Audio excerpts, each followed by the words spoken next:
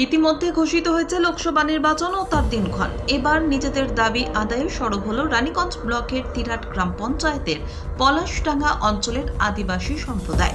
মঙ্গলবার সকাল থেকেই তারা তিরাট অঞ্চলে গড়ে ওঠা হাইওয়াল মাইনিং কয়লা খনির উৎপাদন বন্ধ করে এলাকার বিদ্যুতায়ন, রাস্তাঘাটের সঠিক সংস্কার গ্রহণ এবং পানীয় জলের ব্যবস্থা গ্রহণের দাবিতে বিক্ষোভ দেখায়।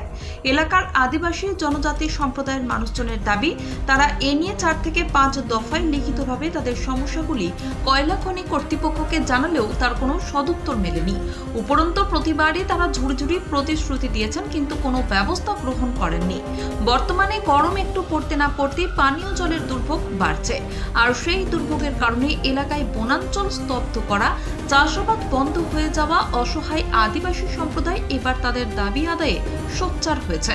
বিক্ষোভকারীদের দাবি, এ নিয়ে তারা ইসিএল আধিকারিকদের কাছ থেকে বারংবার আশ্বাস পেলেও কাজের কাজ কিছুই হয়নি। উল্টে তারা তাদের প্রকৃত দাবি আদায় করতে গিয়ে প্রশাসনিক বেড়াজালে আটকেছেন।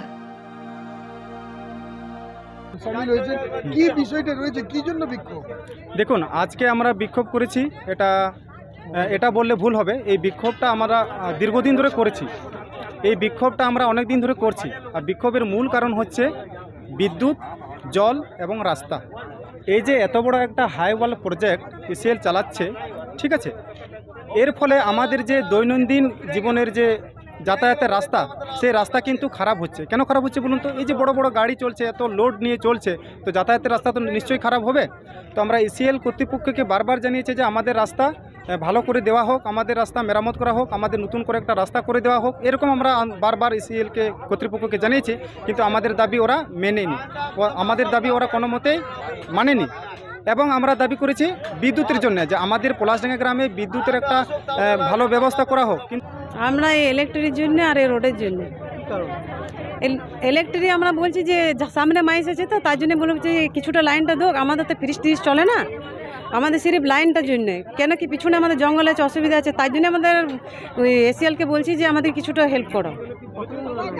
এটা তোমার যখন থেকে মাইসটা হয়েছে, মাইসটা মনে হয় 2016 নাই 17 থেকে বসছি। আমাদের এই রোডের আর ইলেকট্রিক, হ্যাঁ রোড আছে, তো রোডটা আমাদের এসিএল তো গাড়ি চালিয়ে ভেঙে দিয়েছে, তো এটাই আমাদের যাওয়া আসার রাস্তা। এখন আমরা ইলেকট্রিক আর রোডটা চাইছি। মঞ্জু মোদি করা এখন বন্ধই রাখবো। কেন কি সরকার এসিএলকে আমরা আগেও সময় দিয়েছি, তার সত্ত্বেও আমাদেরকে কিছু করে দেয় নাই। তাদের আরও অভিযোগ, খনি কর্তৃপক্ষ বিভিন্নভাবে তাদের অভিযুক্ত করে তাদের বিরুদ্ধে পুলিশ প্রশাসনের কাছে অভিযোগ দায়ের করেছে, কিন্তু এবার আর নয়, দেওয়ালে পিঠ ঠেকেছে। তাই তারা সকল ভয় বাধাকে অতিক্রম করে এবার তারা আরও এক দফায় কয়লা খনির উৎপাদন বন্ধ করে নিজেদের দাবি আদায়ে সোচ্চার হয়েছেন।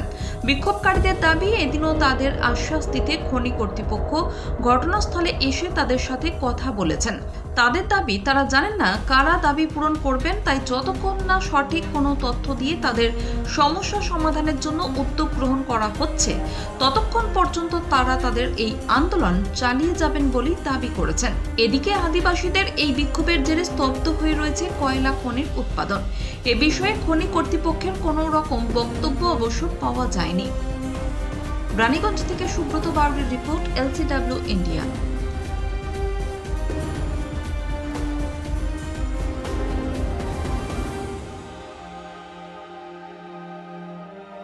বর্তমানে আধুনিক প্রযুক্তির যুগ চলছে, আর এই সময় একটা স্মার্টফোন না হলে সবকিছুই যেন থমকে যায়। কিন্তু সে তো অনেক দাম, একেবারে এত টাকা পাবেন কোথায়, কিনবেন কি করে, সেটাই ভাবছেন তো? এখন আর চিন্তা নেই, আপনাদের চিন্তা দূর করতে এগিয়ে এসেছে দুর্গাপুরের অনুরাগ ইনফোমার্ট ও সমীর ডিজিটাল। এবার মাত্র 499 টাকা দিয়ে নিয়ে যান আপনার প্রিয় স্মার্টফোন। এখন ভাবছেন তো কিভাবে সম্ভব, গল্প নয় তো? না, একেবারেই কোনো গল্প নয়। মাত্র 499 টাকায় নিয়ে যান যে কোনো 4G এবং 1099 টাকায় নিয়ে যান 5G আপনার পছন্দের স্মার্টফোন।